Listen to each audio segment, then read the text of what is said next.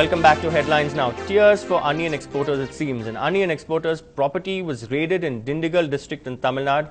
It came after onion prices touched an all-time high across the country.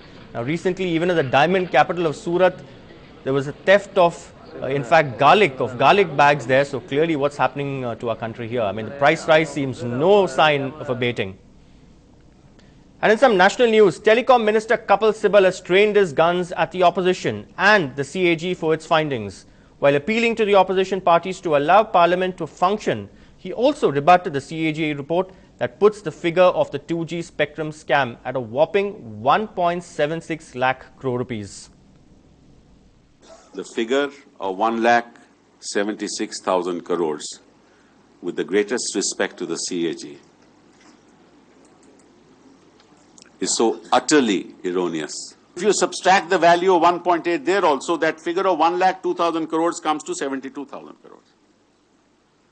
So, automatically you have to exclude beyond 6.2 because that is yet to be levied by us. Okay? And if you include the value of 4.4 and apply it to the spectrum, then the amount is revised to 99,000 crores. All right, Kapil Sibal there, perhaps for a moment donning his lawyer robes. Now, at the moment, there appears to be no accused in the Arushi Hemraj murder case. That's what a Ghaziabad court said today, while also stating that in the interest of justice, a copy of the CBI's closure report needs to be given to the Talwars. The next date of hearing has been fixed for the 21st of this month, and earlier the CBI told the court that Rajesh Talwar is an accused in the case and he does not have the right to be heard. They had pointed out that he had been arrested and in jail for 2 months, so his position is that of an accused and he should not be given the closure report. All that's of course going to change.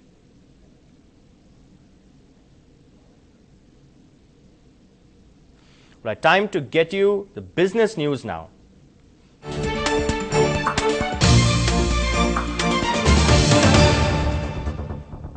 In what was the biggest intraday fall since the 25th of May last year, the markets were hammered out of shape. After seeing negative trade for a large part of the day, panic selling in the last hour by traders weighed down the markets. Investors have turned cautious post the alarming inflation figures and fears of a rate hike by the RBI. As a result, interest-sensitive areas such as banking, auto and realty saw the deepest cuts. Other areas that received a pounding were metals, IT and telecom. The Sensex lost nearly 500 points, closing at 19,691, while the Nifty nearly wiped out 5,900 levels, falling by 143 points. Food inflation continues to soar. The rate of food inflation has risen by another 4% to hit 18%. The government is pressing the panic button.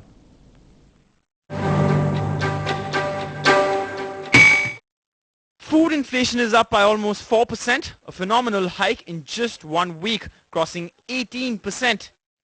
No, it's an area of concern, but these are the weekly. Let us wait for the full monthly figure average. These are the weekly variations. बड़ी चिंता है सरकार को, क्योंकि हमारा प्रयास यही था और वो रहेगा भी निरंतर कि जितनी जल्दी हो सके जो कमी है बाजार के अंदर उसको दूर किया जा सके और जो आयात से हम प्याज मंगा रहे हैं वो देश में पहुंचे. The government is clearly concerned and several meetings and action plans are being worked on. But there's been no relief, as anybody running a kitchen will tell you. Today's 4% spurt is primarily because of vegetables spiraling out of reach. Tomatoes are rising at 113%, cabbage at 127%, brinjal 95%. At 83% inflation, the 3-week-old onion crisis is yet to abate. Cauliflower is at 70%. Although there is no one reason for this, there is widespread suspicion about the role of profiteering middlemen, something a top financial official said must be addressed.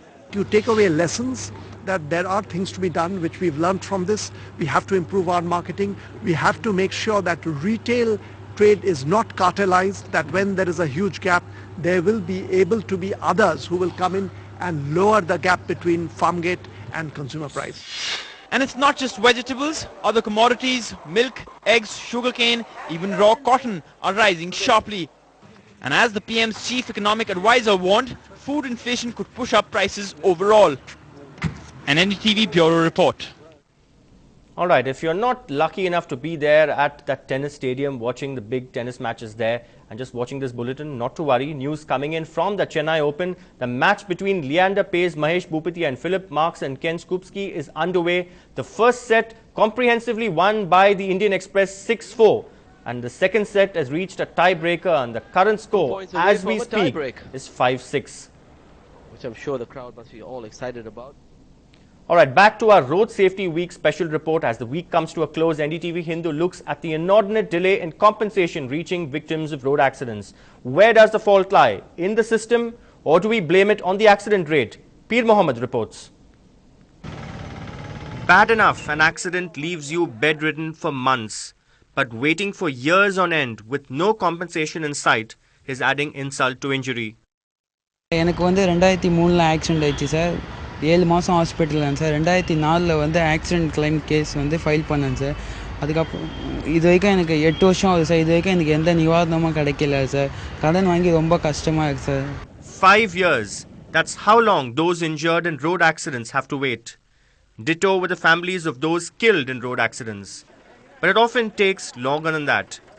Long drawn-out legal processes, procedural delays in the state-owned Metropolitan Transport Corporation, the dilly-dallying by insurance companies, all of them are guilty of delaying the process of compensation.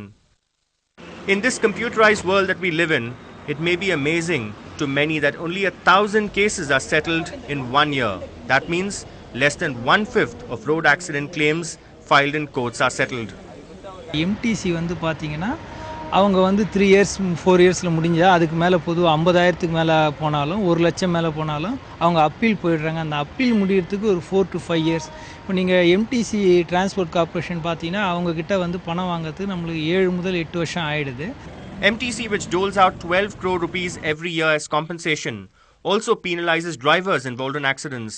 There's also a program to educate these drivers involved in mishaps. MTC board members meet just once in 3 months to address claims. Whatever be the reason, the victims bear the brunt even years after accidents, something that's harder to bear given the spiraling living expenses.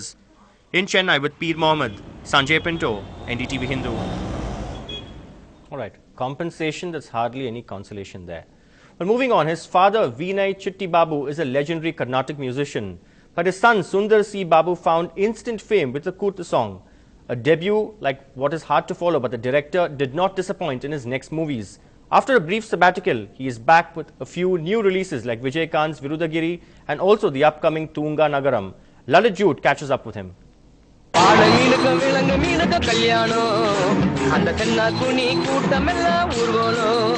Who in Tamil Nadu did not know this song? So popular was it that it was used to draw crowds in election campaigns. But in his upcoming film Tunga Nagaram, he has gone to Czechoslovakia to record with a 50-piece orchestra. Does it bother him that he is called a Kuttu music director even now?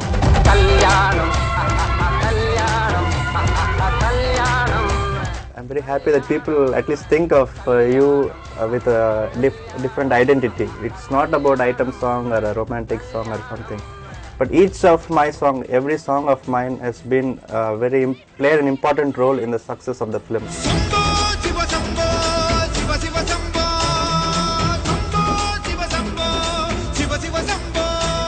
In 5 years, he has given only 6 films. Most music directors would have worked in a dozen a year. Why is he spacing himself out? And I keep telling once and again that time controls you and you don't control time. So in that sense, I think it has to take its own time, and how many projects you do is up to God, and He decides. I don't want to say that I am busy and I'm traveling and I have a lot of shows, and that's a different story, but the truth is always the winner.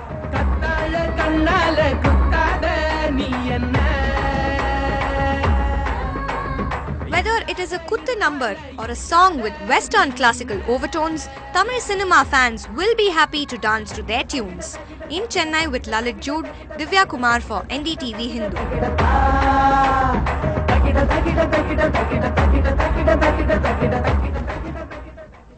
put the music, quite foot tapping, I must say. And in fact, my colleague Saudamini has been raving about the music. And she comes up next with Ungal Seidi. Thank you for watching Headlines Now. Stay tuned.